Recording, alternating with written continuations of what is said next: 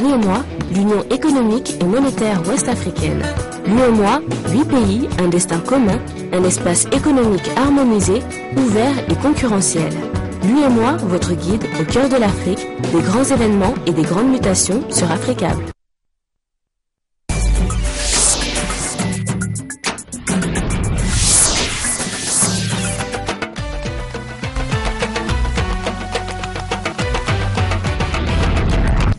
Nouvelle édition sur Africable Télévision. Bienvenue à toutes et à tous. Voici les titres de ce journal.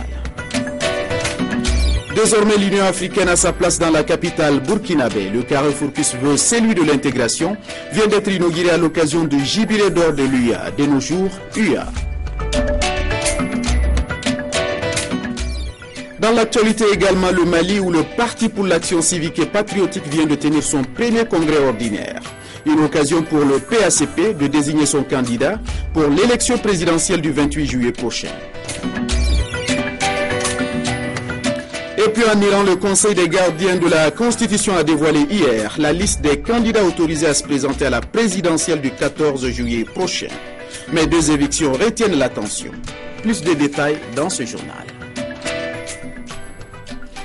Mesdames et messieurs, merci à vous de nous suivre sur Africable Télévision. En ouverture de ce journal, le Burkina Faso, désormais l'Union africaine, a sa place dans la capitale burkinabé. Le carrefour qui se veut celui de l'intégration vient d'être inauguré à l'occasion du jubilé d'or de l'OIA, de nos jours UA. La cérémonie a été présidée par le ministre burkinabé des Affaires étrangères et de la coopération régionale, Djibril Bassoli. Voici le cadeau d'anniversaire du Burkina Faso à l'Union africaine. Pour son jubilé d'or, c'est une grande place de la capitale que le pays offre à l'organisation panafricaine. Nous souhaitons que le symbole puisse vraiment porter le symbole de paix, de stabilité que le président du Faso a toujours prôné et pour lequel tous les Burkinabés œuvrent de manière inlassable. En tout cas, je formule le vœu que cette place puisse en fait consacrer nos efforts en matière d'intégration régionale et sous-régionale. Aujourd'hui, son aspect laisse quelque peu à désirer, mais cette place sera dans les années à venir le carrefour obligé de toute personne qui foulera ou voudra quitter la terre burkinabé. Surtout avec la construction de l'aéroport international de Doncin. Donc c'est une place qui sera fréquentée par tous ceux qui fouleront du pied la terre hospitalière du Burkina Faso et nous souhaitons que le symbole puisse vraiment porter. Située dans le quartier Kosodo, dans la partie nord de Ouagadougou, cette place tente déjà l'intégration puisqu'elle est le carrefour entre trois secteurs. Je l'annonçais en titre, le PACP, le Parti pour l'action civique et patriotique, a tenu ce mercredi au Centre international de conférence de Bamako son premier congrès ordinaire. Cette rencontre a été l'occasion pour le parti de désigner son candidat pour l'élection présidentielle prévue le 28 juillet prochain. Diakadi Diatangara et Seydou Niari.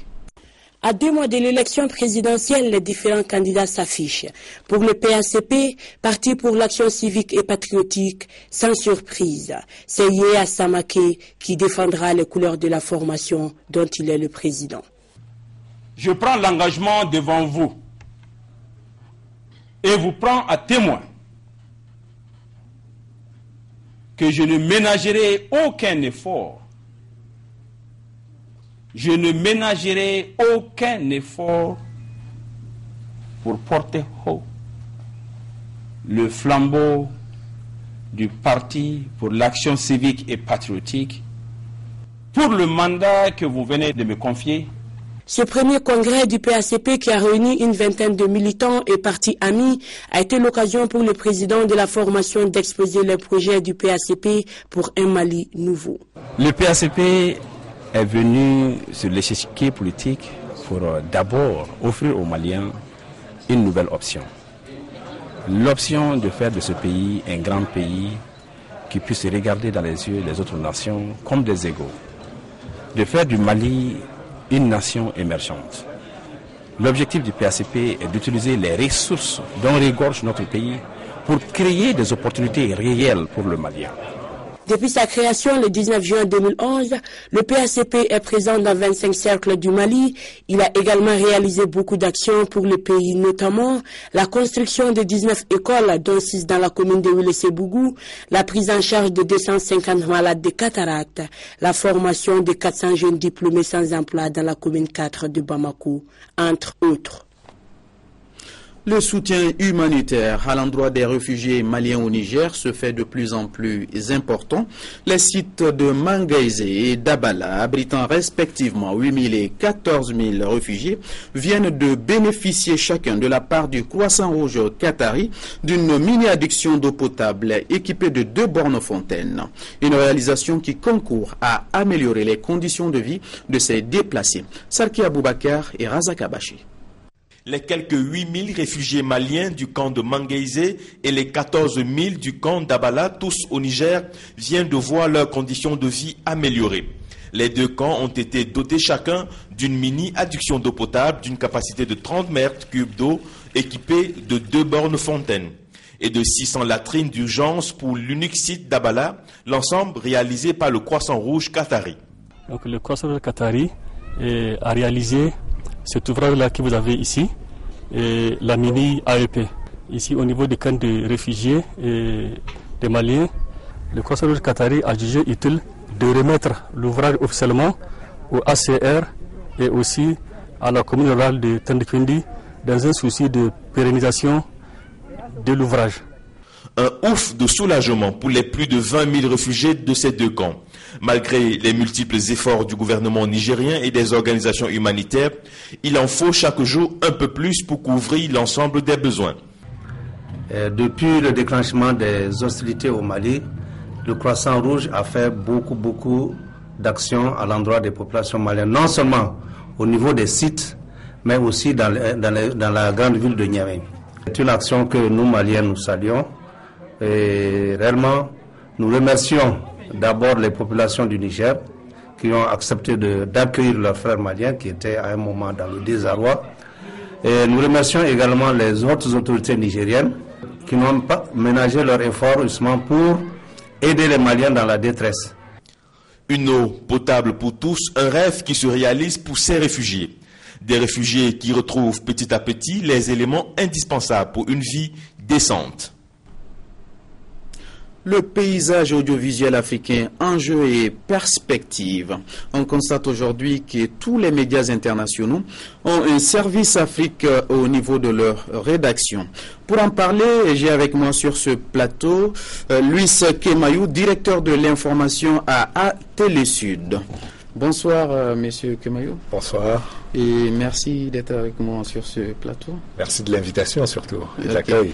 On parle de l'espace, surtout de l'audiovisuel africain, et on est au mois de mai. On a célébré la liberté de la presse. Et au-delà de cette liberté, comment rendre viables les entreprises de presse sur le continent ? C'est un vrai enjeu parce que déjà il faut saluer cette réussite de la journée de la liberté de la presse qui est quand même un combat des médias et des journalistes africains qui s'est concrétisé au niveau de l'UNESCO et qui aujourd'hui est devenu une journée mondiale de la liberté de la presse. Mais après 50 ans de lutte pour la liberté de la presse, l'enjeu n'est plus dans la libération des journalistes, il est plutôt dans la viabilisation. Et je crois que ça commence par déjà éviter la clochardisation des journalistes, par le renforcement des capacités de nos médias pour qu'ils arrivent à être des entreprises non seulement qui satisfont leurs salariés, mais qui peuvent également se projeter à la fois sur le national et l'international en vue de conquérir d'exercer cette diplomatie de la plume qui pourrait faire beaucoup de bien à nos pays. Et aujourd'hui, la bataille aujourd'hui est celle de l'image. Avec quelles armes peut-on aller à cette bataille où les plus forts l'emporteraient sur les plus faibles? L'enjeu, il est à plusieurs niveaux. Au niveau technologique déjà, on peut saluer le fait que nos médias acquièrent de plus en plus du matériel de très bonne qualité, que les journalistes sont de mieux en mieux formés, qu'ils osent davantage de choses qu'ils ne le faisaient il y a quelques années. Mais ça ne suffit pas. Si nos autorités estiment que pour être crédibles, elles doivent faire leurs déclarations les plus fortes sur des médias étrangers, cela fragilise quelque peu la position des médias nationaux. S'ils décident que pour leur publicité, ils doivent la donner à des médias qui sont à l'étranger. C'est pareil, ce qu'ils donnent à l'étranger, c'est ce qu'ils ne donnent pas à leurs médias nationaux. Et il ne faut pas être surpris que ces médias-là n'aient pas suffisamment de surface financière pour affronter la concurrence en national des grands médias internationaux que nous évoquions tout à l'heure. Ok, Monsieur Kemayou, une dernière question, mais pas des moindres, le marché de la publicité. Et est-ce que les entreprises africaines face à leurs rivales européennes sont bien dotées pour tenir la compétition? Aujourd'hui, non. Très sincèrement, c'est pas le cas. Quand on regarde la couverture sur les grands conflits qui marquent aujourd'hui le continent africain au front de guerre, que ce soit en République démocratique du Congo ou sur d'autres théâtres d'opération, ici au Mali ou ailleurs, on retrouve plus les médias internationaux que les médias africains. Cette culture du reportage, y compris dans des zones de conflit qui sont quand même très importantes sur le continent africain, vont marquer un déclic pour nous. Quand de plus en plus de médias de pays voisins s'intéresseront à la situation dans les foyers de conflit qui sont tout près d'eux, cela marquera déjà un premier déclic dans la manière de considérer le panafricanisme. Le sommet de l'Union africaine, celui du cinquantenaire, se tient bientôt. J'espère que nous arriverons à créer ce panafricanisme des médias qui fera que l'Afrique aura aussi son mot à dire dans le concert des nations pour le nouvel ordre mondial de l'information, justement, qui avait été défendu à l'UNESCO par Mactarbo. Merci, Monsieur Kemayou, de répondre à notre invitation et surtout d'apporter toutes ces précisions. Merci à vous de m'avoir accueilli. Ok, merci parce que vous avez votre vol juste après. Et bon voyage. Merci beaucoup. Monsieur Louis Kemayou, je rappelle, est directeur de l'information à Télésud, une chaîne panafricaine basée à Paris. Nous déroulons ce journal en allant au Sénégal, où le Conseil national de la consommation s'est réuni ce mercredi au ministère du Commerce, de l'Industrie et du secteur informel. L'ordre du jour portait sur l'homologation des prix du riz, du sucre cristallisé, de l'huile, entre autres. Dans l'optique d'alléger la cherté du prix des denrées de consommation, mais aussi d'honorer une promesse électorale, le gouvernement du Sénégal procède à une homologation du prix du riz, de l'huile et du sucre cristallisé. Désormais, les prix de ces denrées sont à... Le riz brisé, non parfumé, est vendu au détail à 260 francs le kilo. L'huile en fût, le litre est vendu à 900 francs, contre 1000 francs aujourd'hui sur le marché. Donc il y a 100 francs de différence. Le sucre cristallisé, donc on l'a également dit tout à l'heure, le prix au détail est de 575 francs le kilo. Aujourd'hui sur le marché, il est à 600 francs à Dakar, donc soit 25 francs de baisse. Les associations de consommateurs du pays applaudissent la réaction du gouvernement, mais déclarent tout de même que beaucoup reste à faire. Nous sommes très heureux de voir que le gouvernement a écouté nos complaintes, parce que nous avions demandé que les prix baissent, les prix ont été baissés. Nous avions demandé que soient fixés les prix au niveau des différents stades, gros, demi-gros, détail, parce qu'avant le détaillant était le seul qui était obligé de baisser. Mais en même temps aussi que l'on puisse élargir l'assiette de baisse, parce que jusqu'à aujourd'hui, le gouvernement ne s'est engagé que sur 3 produits et vous savez que récemment il y a des problèmes sur le lait. Il y a d'autres problèmes aussi sur différents produits et il y a à peu près une dizaine ou une quinzaine de produits de première nécessité qui doivent être pris en considération. Un arrêté est signé afin que les nouveaux prix soient appliqués sur le marché dès demain. Le ministre du Commerce, de l'Industrie et du secteur informel promet par la même occasion une tolérance zéro. Sénégal toujours, ayant compris que le combat comme le respect des droits des femmes passe inévitablement par l'autonomisation des femmes, la FEM a misé sur la promotion de l'entrepreneuriat féminin par un montage de projets porteurs aboutissant à l'érection de 2 coopératives, une pour le batik et la teinture et une autre pour la fabrication du savon. Reportage de Mariam Mbengfay et de Mbendambay. Animé d'une passion inexplicable, alliée à une technique sans commune mesure, c'est ça l'état d'esprit des femmes de l'Association des femmes de la Médina, créée en 1993. Cette fédération de groupements féminins œuvre pour la promotion des droits des jeunes filles et des femmes. Elle est un cadre d'information, d'éducation, d'expression et d'échange sur toutes les questions touchant aux droits de la femme. C'est une association qui fédère plusieurs groupements à la base. Ces groupements sont au nombre de 10 avec une cellule jeune fille. La femme travaille sur les droits des femmes Elle favorise aussi les activités génératrices de revenus, travaille aussi dans l'entrepreneuriat féminin. Intervenant dans plusieurs domaines, la FEM accorde une attention particulière à la fabrication du savon et au métier de teinture. La FEM ne s'arrête pas aussi dans d'autres filières. En ce moment, nous avons deux coopératives artisanales. La coopérative artisanale des femmes savonnières, qui sont au nombre de 23, et une coopérative artisanale des batiquières, qui sont aussi au nombre de 20. Entre le marteau de la cherté des produits de base et l'enclume de la production locale, ces femmes peinent à écouler leurs produits. On rencontre souvent des difficultés. Il nous arrive de produire et avoir d'énormes problèmes pour écouler toute la production. Donc, des fois, on vend très vite et d'autres fois, non. Mais ça, c'est les aléas du métier. Différent du savon qui se vend sur le marché, la FEM a su apporter sa touche. C'est un savon très, très mousseux. Il faut l'essayer pour voir. C'est très, très mousseux. Et puis, le poids c'est un poids normal, bien fait, bien sec et tout ça. Donc c'est un savon qui se vend bien dans la Médina. Pour nous, bon, c'est une étude qui a été faite. Parce qu'au début, il y a les gens qui disaient que le poids était un peu faible. Après plusieurs études, on a amélioré le poids, qui est un poids très normal de 500 grammes. Vraiment, si vous touchez, vous voyez que c'est lourd et puis c'est bien fait. Nous vendons le savon de ménage à 350. La boutique, vous trouvez des savons à 400 francs. Donc, je ne sais pas, mais en tout cas, nous, ce que nous fabriquons, on le vend à 350. Et c'est un bon savon, bien mousseux. Nous l'avons fait sciemment pour aider les femmes.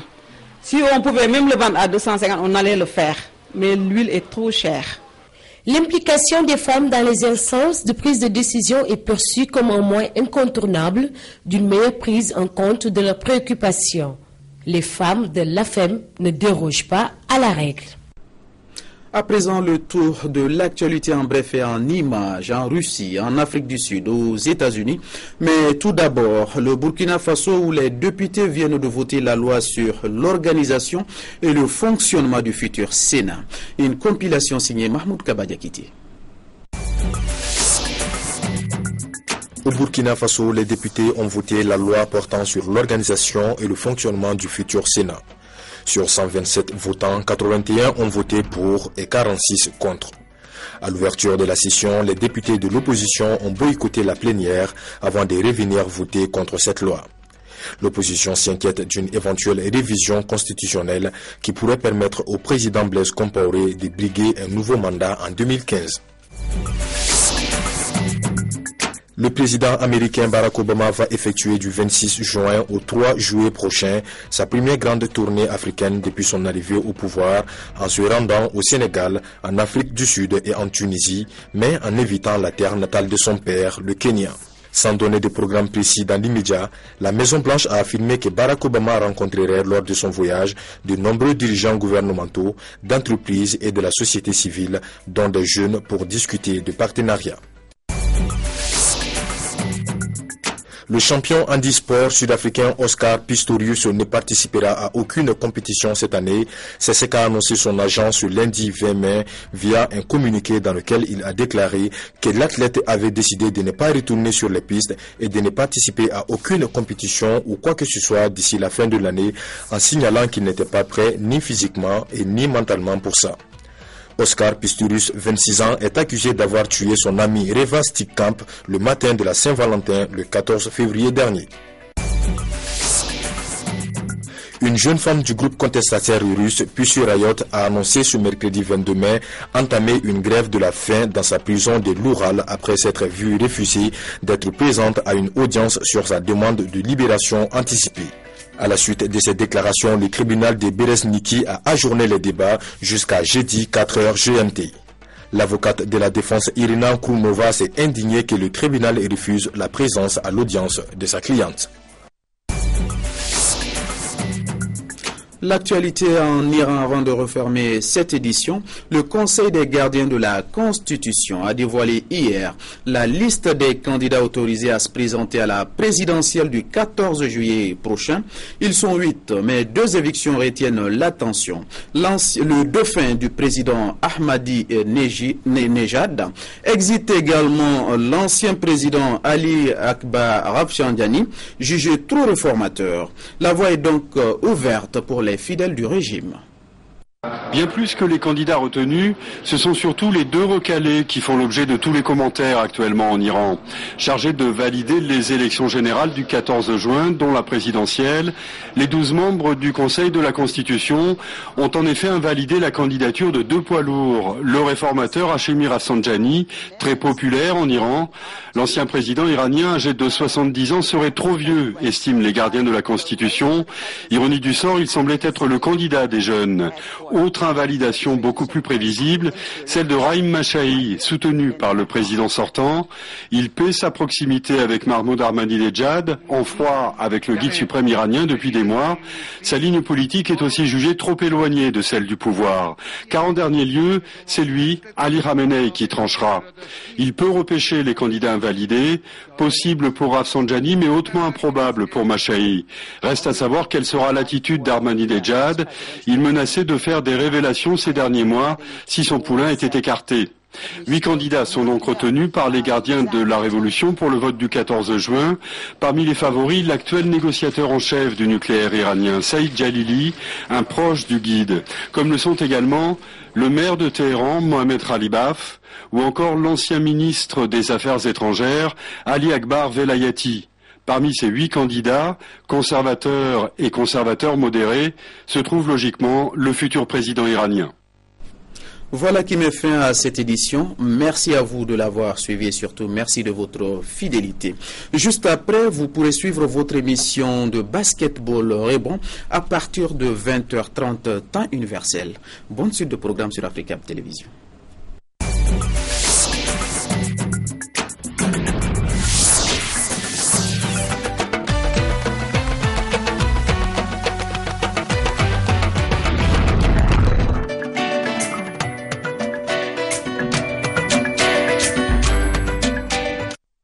L'UEMOA, l'Union économique et monétaire ouest-africaine. L'UEMOA, 8 pays, un destin commun, un espace économique harmonisé, ouvert et concurrentiel.